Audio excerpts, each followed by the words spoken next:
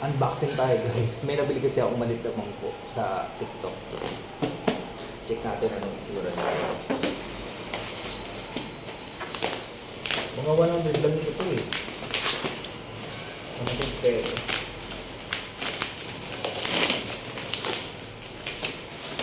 Oh. Quality. Okay naman. Hindi naman siya ganun kamibis. Color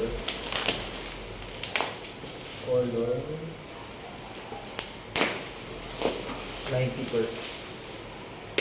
100% color. Mga 100 pesos lang ito guys. Paano ba ito sinisenta? Yun.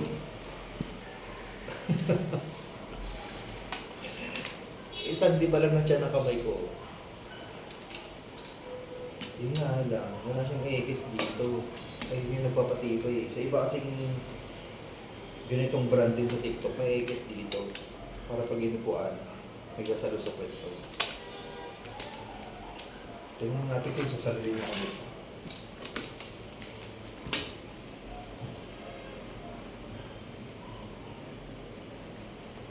Okay naman siya guys.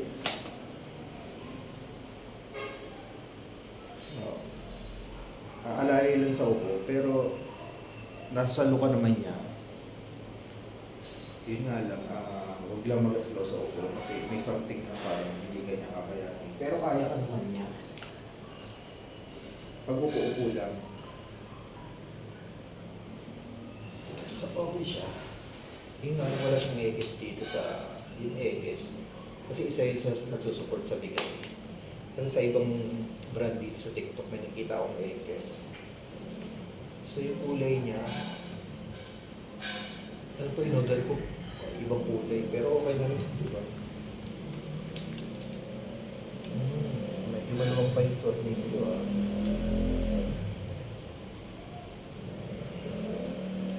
Parang thinner. Yan, may mga tornilyo. Ito medyo maluwang. Dalawa ito eh.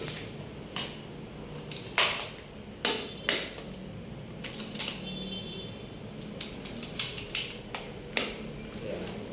So, unboxing lang tayo guys.